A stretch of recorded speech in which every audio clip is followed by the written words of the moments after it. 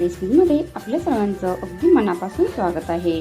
उन्हाळा आला की प्रत्येकाच्या घरात आमरस बनतोच, पण तुम्हाला माहिती आहे का, काही पदार्थ आमरसासोबत किंवा आंब्यासोबत खाल्ले तर पोट बिघडू शकतं, ॲसिडिटी वाढू शकते आणि काहींना त्वचेचे त्रासही होऊ शकतात। आज मी सांगणार आहे असे 7 पदार्थ जे आमरसासोबत शक्यतो टाळलेलेच बरे। पहिला पदार्थ म्हणजे दूध।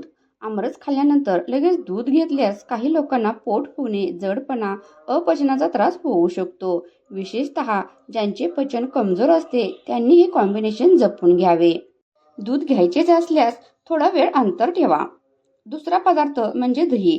दही आणि आमरस दोन्हीही थंड प्रकृतीचे मानले जातात।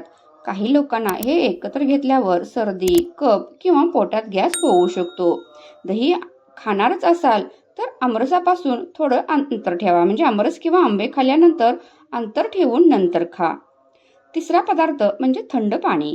आमरस खाल्ल्यावर किंवा आंबे खाल्ल्यानंतर लगेच अगदी जास्त थंड म्हणजे बर्फाचे पाणी प्यायल्याने पचनक्रिया मंदावू शकते, त्यामुळे पोट जड वाटणे किंवा ॲसिडिटी होण्याची शक्यता वाढते। यामुळे शक्यतो आमरस किंवा आंबे खाल्ल्यानंतर साधे किंवा कोमट पाणी प्या। चौथा पदार्थ म्हणजे तिखट आणि तेलकट पदार्थ। भजी, वडा, जास्त मसालेदार पदार्थ आणि आमरस हे एकत्र जास्त प्रमाणात खाल्ले तर शरीरात उष्णता वाढू शकते। यामुळे ॲसिडिटी, पोट जळजळ, अपचन असे त्रास होऊ शकतात। पाचवा पदार्थ म्हणजे कोल्ड्रिंक्स। आमरस आधीच गोड असतो, त्यासोबत कोल्ड्रिंक घेतल्यास शरीरात साखरेचे प्रमाण खूप वाढते। यामुळे सुस्ती येणे, पोट फुगणे, वजन वाढणे अशा समस्या होऊ शकतात। सहावा पदार्थ म्हणजे कारले किंवा खूप कडू पदार्थ। गोड आमरस आणि कडू पदार्थ यांचे कॉम्बिनेशन पचनासाठी योग्य मानले जात नाही। यामुळे काही लोकांना मळमळ किंवा विचित्र चव जाणवू शकते। शेवटचा आणि अतिशय महत्त्वाचा म्हणजे मासे।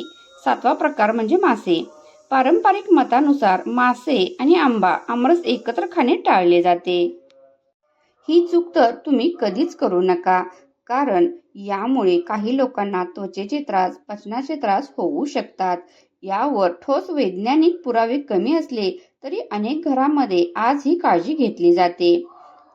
सांगण्याचं तात्पर्य एवढंच की आमरस खा, परंतु योग्य पद्धतीने। हा व्हिडिओ उपयोगी वाटला असेल तर एक लाईक, शेअर आणि चॅनलला सबस्क्राईब करायला विसरू नका। चला भेटू नेक्स्ट व्हिडिओमध्ये।